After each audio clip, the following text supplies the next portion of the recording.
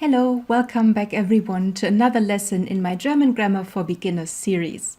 Today is lesson 10 and I hope you've had a good night's sleep and a big cup of coffee because today's lesson is going to be quite massive. There's a lot of content, but I didn't want to divide it up into two separate lessons because it doesn't make sense. So I hope you're able to focus very well, and please feel free to watch the lesson more than once. I encourage you to do that anyways, because today we're going to be talking about reflexive verbs, another very big issue in German grammar that you may or may not have in your own native language. And even if you do, the overlap in the logic is going to be quite small, I'm quite sure. So before we dive into this, as always, let's have a look at the solutions of the exercise of lesson number 9, in which we dealt with separable and inseparable verbs. So I asked you to merely conjugate the verbs that I provided here for the given person in singular or plural. And we had an example with anrufen, conjugated for the first person singular, meaning for ich. So we separated the prefix an, we have put it at the end of the sentence, or at least at the end of this phrase here. Then we conjugated the verb rufen for first person singular, so the final conjugation was ich rufe an, as far as the example goes. Now let's check the other ones. Aufstehen, aufstehen. We need to conjugate here for the first person plural this time. What is the first person plural? Wir, wir. And now, of course, you needed to check if auf is a separable or an inseparable prefix. And if you compared with my table from my lesson material in last lesson, you saw that auf is a separable prefix. So we conjugate stehen for wir, and then we get wir stehen auf, putting the prefix at the end of the sentence. Verkaufen, verkaufen, conjugated for the second person singular, meaning for du, informal you. Ver is not separated when conjugated, so we just say du verkaufst. Du verkaufst. The prefix stays where it is. Mitmachen, mitmachen. Second person plural, meaning you guys, informal you, plural this time. Mit is a separable prefix. We conjugate machen. Ihr macht mit. Ihr macht mit. Next one, besuchen, besuchen. Remember to pronounce the CH like from the back of your throat. It might feel a bit uncomfortable if you're not used to doing it. Just imagine you were gurgling water, that kind of stuff. Okay, besuchen. We conjugate for third person plural for they. We do not separate the prefix be, it stays where it is. Sie besuchen. Sie besuchen. Einkaufen, this was one of the very first separable verbs we ever studied, I believe. Einkaufen has a separable prefix ein, third person singular, he, she, it. Sie, es kauft ein. Sie, es kauft ein. And last but not least, abholen, abholen, conjugated for first person singular for ich hole ab.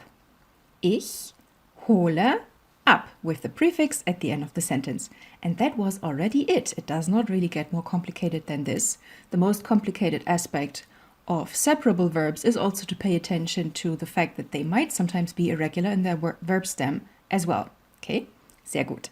Now, let's continue with reflexive verbs. And this is a topic that can be very complex and complicated at times, especially for people who try to translate word by word, which I already advised you better not to do. And you will understand exactly why after having studied this lesson. So please try to keep an open mind and be appreciative of German logic, because there is one, you just not immediately see it. Okay, so what is the definition of a reflexive verb?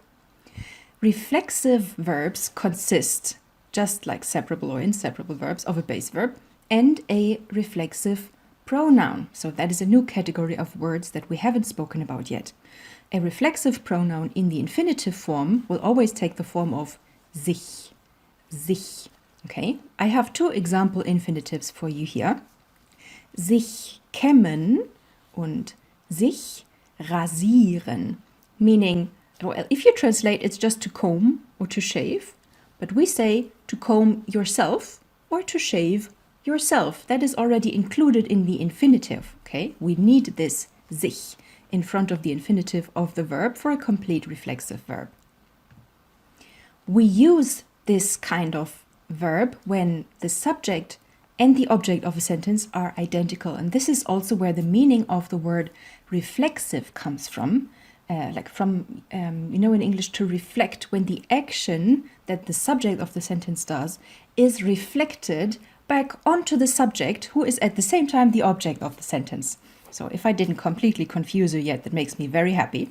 We kind of think of it like this. When the doer of the action is at the same time the receiver of the action. Just as in comb, I am the one combing, but I am also the one who receives the action of combing, because I am the one who is combed at the end, right? Same for shaving. I do the shaving. I don't, but maybe you do. I receive the shaving at the same time. I have another two fully conjugated example sentences for you here. Ich wasche mich. Ich wasche mich. Translated as I wash myself. In English, you will normally just say I wash up. I wash myself. You also do say, but already the second one is a little bit more counterintuitive. Er zieht sich an.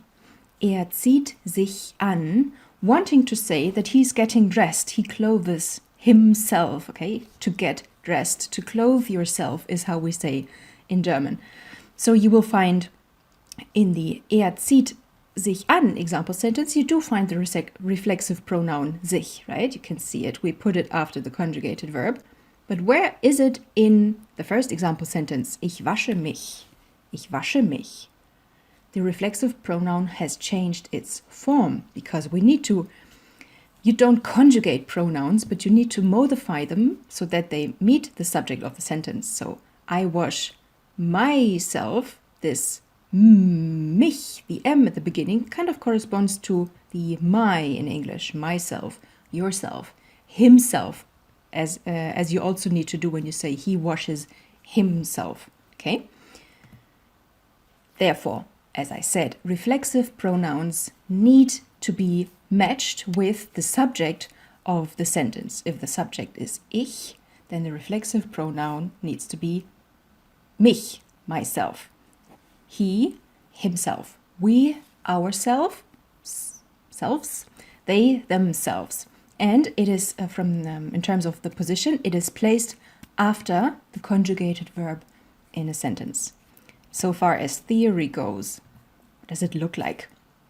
Okay, the table below here shows, first of all, the subject of the sentence in terms of a personal pronoun. Ich, du, er, sie, es, wir, ihr, sie. You do already know that part. And on the right-hand side of that, it shows you the corresponding reflexive pronouns for that particular subject of the sentence. So you already saw the first one in our example sentence from just now. The corresponding reflexive pronoun for ich is mich. The corresponding reflexive pronoun for du is dich. Er, sie, es, all three of them take sich, so it looks just like the form that the infinitive also has. Wir, uns, ihr, euch, so I, you is pronounced like oi, euch. And then again for plural, third person, sie, sich. Okay, so third person always takes sich, no matter if it is singular or plural. Mich, dich, sich, uns, euch, sich. Corresponding to myself, yourself, himself, herself, itself, ourselves, yourselves, themselves. Okay, so far, so good in English.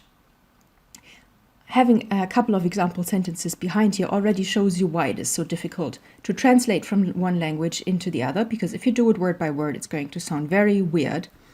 We will, for example, say, ich dusche mich, kind of saying I shower myself, which is kind of obvious. Of course, you shower yourself, so that's why English people will say I take a shower, okay? Sich duschen is the corresponding infinitive form for this example sentence here. Ich dusche mich, du duschst dich, okay? So duschen is a regular verb. The verb stem ends after dusch. The more often I say it, the weirder it sounds. And then we just add the conjugation ending to the end. Second, du rasierst dich. Du rasierst dich. We did have rasieren on the first page when I showed you that to shave is a reflexive verb in German. So we need to match the reflexive pronoun to du, which is the subject of our sentence. You shave yourself. Because you can actually kind of also shave other people. So the information yourself is kind of important and not implicit in the situation. Er verabschiedet sich. Er verabschiedet sich. This word is tricky, so I will pronounce it one more time. Speak after me, okay? Er verabschiedet sich. Okay? Verabschieden is the infinitive. Sich verabschieden. Loosely meaning to say goodbye. It's kind of you goodbye yourself in German logic. I goodbye myself. Like I am. I think in older times you used to recommend yourself when you leave someone in very high class language. Maybe it stems from there. Sich verabschieden, to say goodbye from someone. So sich matches er, sie, es as the subject of the sentence. Wir treffen uns. Wir treffen uns. Just meaning we meet, like we meet each other. Okay, you and I, we meet each other respectively. Let's meet. Ihr streitet euch. Ihr streitet euch. From the infinitive sich streiten, to argue, in the sense of to have an argument, to have a fight. Ihr euch. And lastly, sie entspannen sich.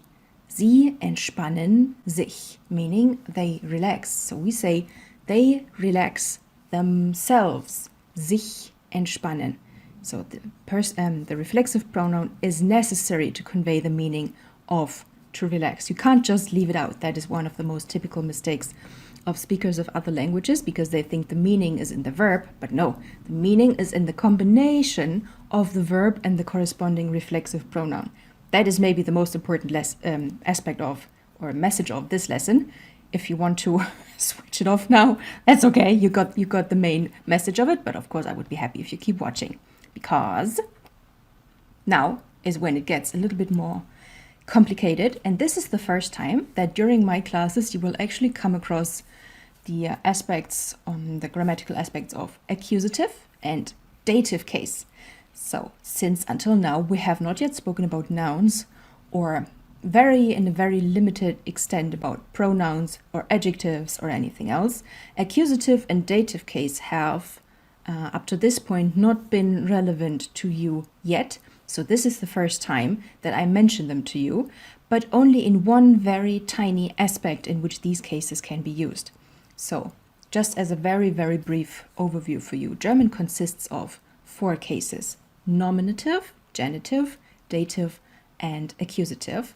And we can apply these cases to pronouns as well. And since sich is a reflexive pronoun, it also belongs to the category of pronouns and therefore can be subject to being put into these cases.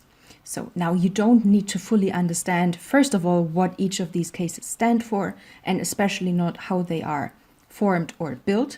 For this lesson, only 3 items of information are relevant to you, and I will show you exactly how. Because in terms of reflexive pronouns, dative case only manifests itself in the ich and du forms. So you will see here the table that we already had one page earlier with the personal pronouns in the first column. The green color was the reflexive pronouns that I just showed you. By the way, those were put in the accusative case, reflexive pronouns in accusative, which is the default mode, kind of, by the way. Unless otherwise stated, and I will state otherwise in just a minute, you will use accusative case for reflexive pronouns. But they also exist in dative case. And if you compare these 2 columns with each other, you will see that the only visible difference between accusative and dative case is mich versus mir and dich versus dir. All of the other ones take the same form.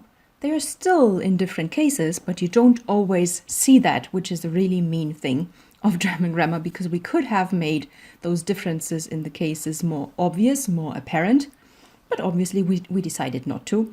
So for you, it is only relevant that you will need to remember the change for the ich and du forms. And I will show you now when you need which.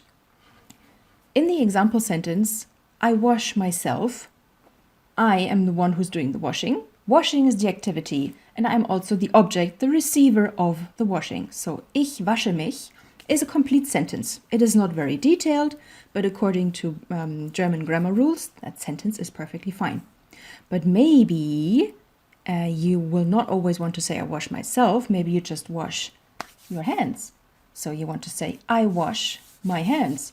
In that sense, still you are the one receiving the action, but it is limited to a part of your body which can be counted as a separate object. So in that case, we will no longer say ich wasche mich, I wash myself, but ich wasche mir die Hände. Because now it is not really me who is getting washed, just my hands, but I am still the recipient or beneficiary of the action of hand washing, okay? So I will have clean hands in the end. So I am involved as an object in receiving the action of the sentence, but it is displayed by using a different case, because now die Hände will take the accusative case that formerly the reflexive pronoun had. So when formerly mich was in accusative, the accusative now moves to the actual object of the sentence, which now is die Hände, the hands, and me as the recipient of this action, I cannot take the same case as the hands. I now become an indirect object. The direct object is the hands, and I am the indirect object. And this indirectness in German language is usually displayed with dative case. Now, don't quote me on this. This is a very, very rough generalization with many, many exceptions, but you can always think of it in a sense of something indirect about using dative case as compared to accusative case. So, now, ich is the subject of the sentence. Wasche is the conjugated verb. We place the reflexive pronoun immediately after the conjugated verb, which we already did previously, but we put it in dative case as the indirect object of the sentence, and die Hände are now my actual direct object that received the accusative case. And you don't need to be able to tell yet what about this is actually accusative.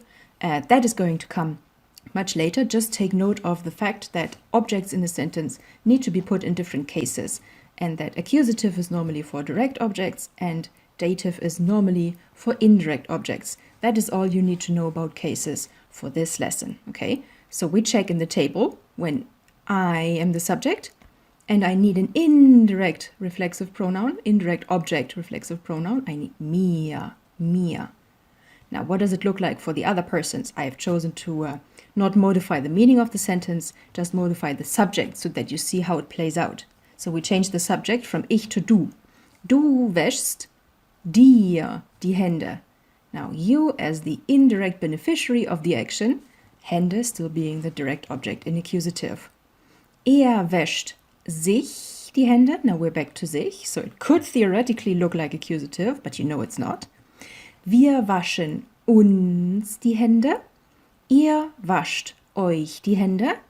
Sie waschen sich die Hände. And this is actually the reason why I definitely recommend yourselves to not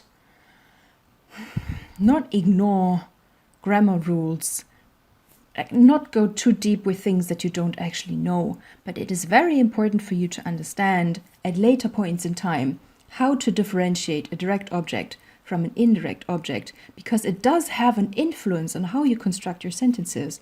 You can only know when you need to put something into which case if you know whether the object is direct or indirect.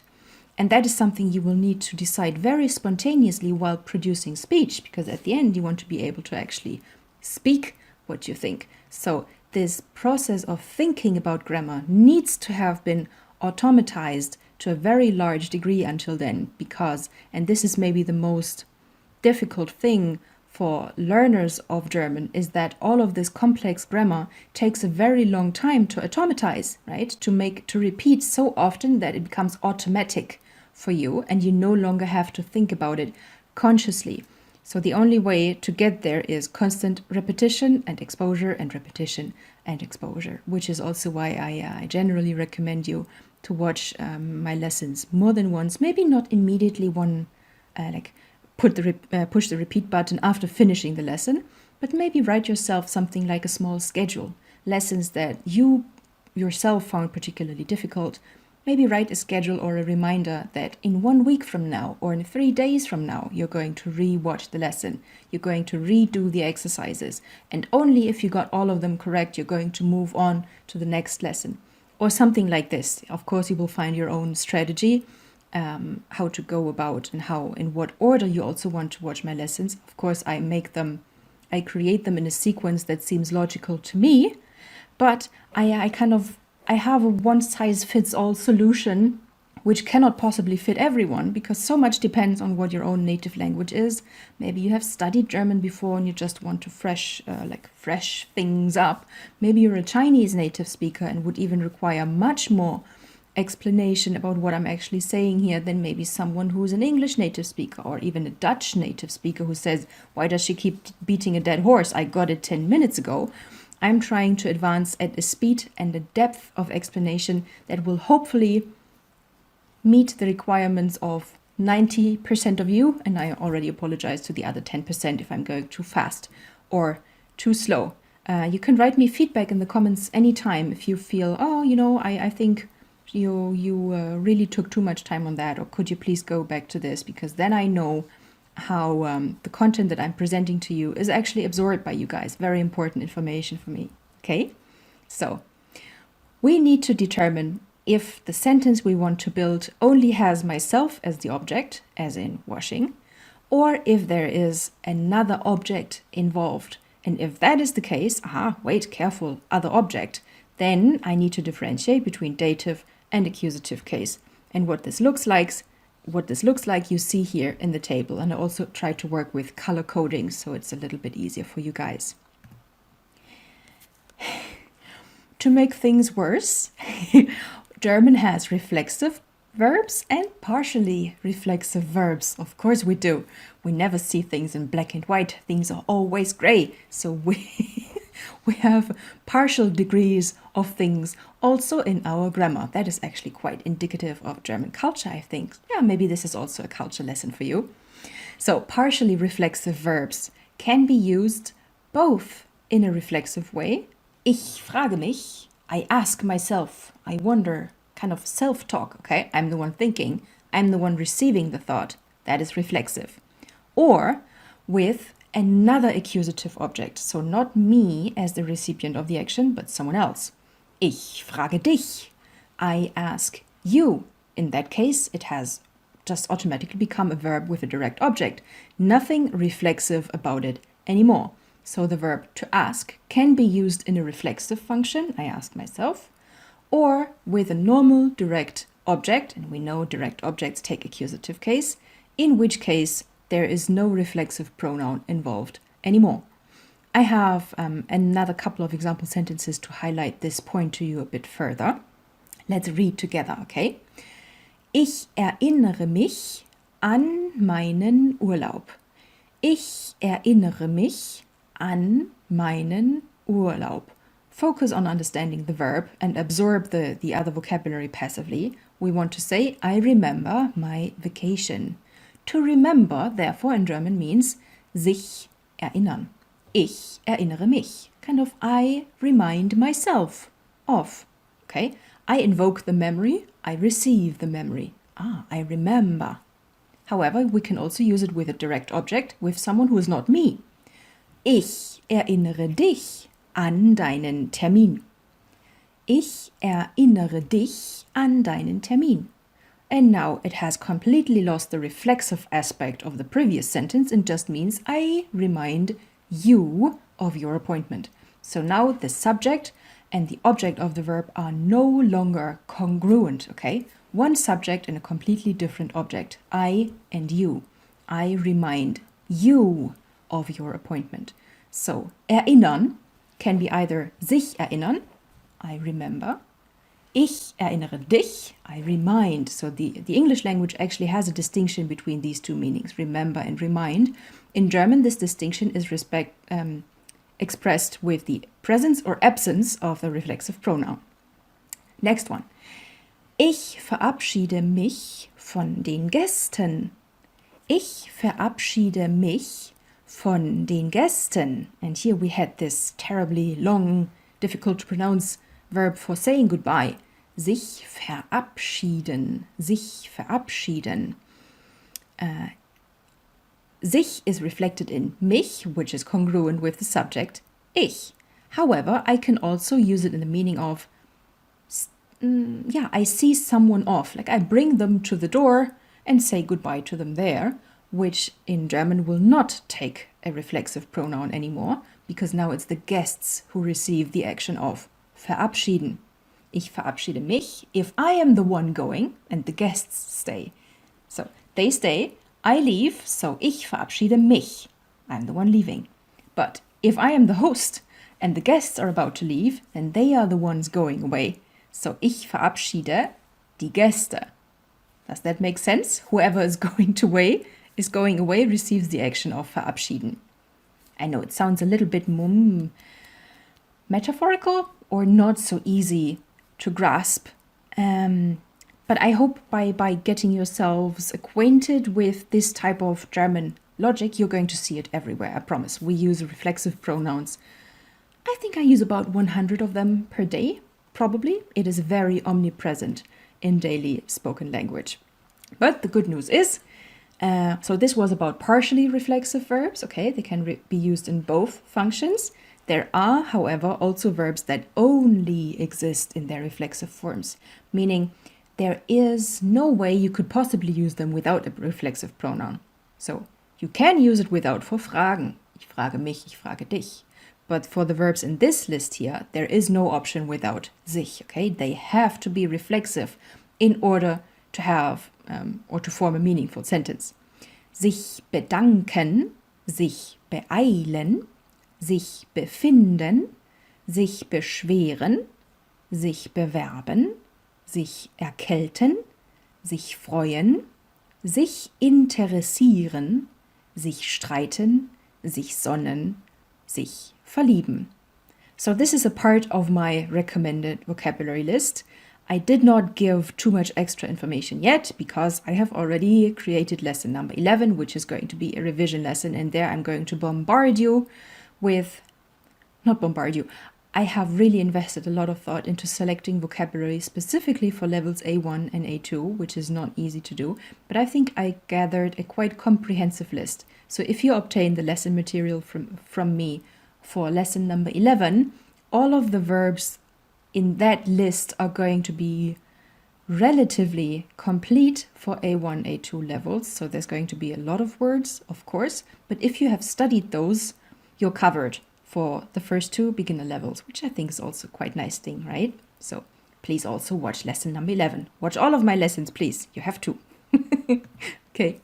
And we already reached the exercise part of this lesson. And this time again, I'm going to do it together with you now, because our revision lesson, exercise lesson 11, is going to contain its own exercises. So we have time to do it together now. And I would like you to conjugate the given reflexive verbs, which I provided in brackets behind the gap, and choose the correct corresponding reflexive pronoun, which you either have to put in the accusative case or into the dative case. Okay, so you remember green color and the orange-brown color. Okay, try to come up with the image in your mind, which form was which, and I'm going to help you along the way. Okay. So we want to say, my brothers always argue. The verb for to argue is sich streiten, and behind that I indicated for you that sich streiten is a regular verb with the asterisk, which means we need to pay attention to the conjugation ending because sich streiten has a verb stem ending in T, okay? So whenever that comes up, I will indicate that with a small star behind regular so that you have a hint on how to conjugate, okay? With that information, you should always be able to conjugate the given verbs correctly. At least I hope so. So we will complete the sentence with this reflexive verb. Is there another object, or do they just argue with each other? Immer. Immer is an adverbial of time, just meaning always, but we have no other object. So the reflexive pronoun will be put in accusative case. Meine Brüder. Verb first. They streiten sich, because sich remains unchanged for third person singular or plural. And here we have a third person plural subject. They, meine Brüder. Meine Brüder streiten sich immer. So far so good, right? So we want to say, I always fall in love too quickly. To fall in love is reflexive in Germany because, why? Doesn't make sense. Stop to look for sense. Sometimes it really just doesn't. But it is a regular verb. I am the subject of the sentence. I need to put the reflexive pronoun into which case? No other object present. So we need to put it into accusative case. Ich verliebe mich immer zu schnell. I unlove myself too quickly is probably how you would say. Ich verliebe mich immer zu schnell. Number 3, we want to say, she catches a cold every winter. To catch a cold is reflexive. Sich erkälten. Sich erkälten. Regular verb with a particularity about the conjugation ending. Sie, she, erkältet sich jeden Winter. Sie erkältet sich jeden Winter.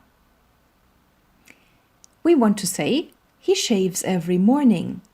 To shave, you already studied with me. Sich, rasieren, completely regular, nothing particular about the conjugation endings. He, himself, sich. Er rasiert sich jeden Morgen. Er rasiert sich jeden Morgen. Number 5. We wash our hands before the meal. Okay.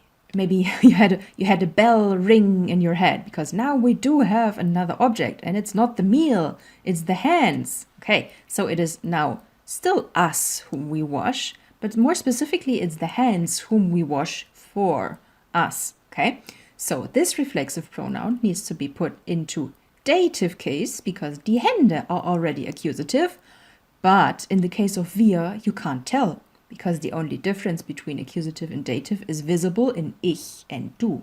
So for wir, the form of the reflexive pronoun is going to look the same, but it's going to be dative case. Wir waschen uns die Hände vor dem Essen. And vor dem Essen does contain a noun, but it is an adverbial of time. It answers the question, when? When do we wash our hands? Before the meal, okay? So it has to do with time. Wir waschen uns die Hände, with uns in dative and die Hände in accusative case. And you thought it's over, but it's not. I always have 10 sentences when I come up with 10. So after this, we're done, I promise. Sentence number 6. You brush your teeth after the meal. Aha. Another object, yes or no? Yes, we do. Nach dem Essen is again the adverbial of time. When? After the meal. But the thing we brush is not us, we brush our teeth, but we are the indirect beneficiaries of the teeth brushing, German logic. So, du, and now this time, du is one of the reflexive pronouns that does look different in dative case as opposed to accusative case. So what was the dative reflexive pronoun? Try to remember. Du putzt dir die Zähne nach dem Essen. Du putzt dir die Zähne nach dem Essen. So for ich, it was mir. For du, it was dir in dative. Okay, that is the important takeaway message about the cases for this lesson. Everything else will come later. Number 7. I am happy about your present. We kind of say, I happy myself about your present. Okay, so sich freuen ist regelmäßig. It's a regular verb. So I happy myself. Ich freue mich über dein Geschenk. Ich freue mich about dein Geschenk, your present. Try to absorb the vocabulary, okay? Geschenk, present, Essen, Meal, Zähne, teeth, plural. Okay. When will you ever talk about teeth in singular? Never. Study the plural. Should be enough. Sentence number 8. They are interested in arts. Okay. They, third person plural, they interest themselves in arts, is kind of how we say. Sie interessieren, wait. Für Kunst. Is that an object? Kind of is, but it is a prepositional object, just like in English. I am interested in arts. You guys don't say, I am interested arts. It is not direct. It takes a preposition in order to make sense, in order to have a meaning. And same for German. We need für, which is a preposition, in order to make this into a possible object, okay? But this preposition kind of cancels out what I told you about dative case. They follow their own logic. That is going to come later. Please don't worry about this for the moment. But if you see an object with a preposition, ignore it. It does not follow the same rules that I just explained to you now. And we want to focus on one aspect at a time, okay? So we will say, sorry, I didn't fit it all on the line. Sie interessieren sich für Kunst, arts. Sie interessieren sich für Kunst. Sentence number 9. I comb my hair. Die Haare. Die Haare. That is a direct object, okay? It is the thing that I comb, and I am the one being combed as the beneficiary of the action. So we will need to put the reflexive pronoun into which case? Okay, Haare has accusative case as the direct object. I am going to be put in dative case as the indirect object. Ich kämme mir die Haare. If we did not have Haare in this sentence, I would say ich kämme mich. I comb myself. But since we do have die Haare, I change to dative. Ich kämme mir die Haare. Okay, I hope I'm making sense. And number 10. He doesn't remember me. So, to remember was reflexive. Remind is not reflexive, but remember, you are the one evoking the memory and receiving the memory. So that is going to be reflexive. There is no other object in this sentence, so it needs to be put in accusative case. Er erinnert sich nicht an mich. Er erinnert sich nicht an mich. And maybe this is the first time you come across a negated sentence. The negation is in the nicht. This is our German equivalent for not. And I'm going to teach you about this in 2 or 3 lessons from now. So if you're interested how to negate a sentence and especially where to put the nicht in the sentence, which is a science in itself, please watch that lesson also. I think it's going to be lesson 13 or 14 according to my schedule. Okay? So, erinnert sich nicht an mich. Okay. Thank you so much for bearing with me. I know that this lesson was somewhat more complicated. Please give me feedback in case some of my explanations were not very or not clear enough for you, or if there's any aspect you would like me to explain. Again, if you want to work with my lesson material and receive all of the exercises that I show you during my presentations as a PDF document in which you can take notes, then please just write me an informal email to stephanie.bitteraufdeutsch@gmail.com and I will take you into my mailing list and send you all of my lesson materials. And one more time, ich bedanke mich. I thank, not myself, of course. It's reflexive in German, but of course I thank you guys for watching until the end. I very much appreciate your interest and hope you're going to have a great day and see you again soon. Dankeschön. Tschüss.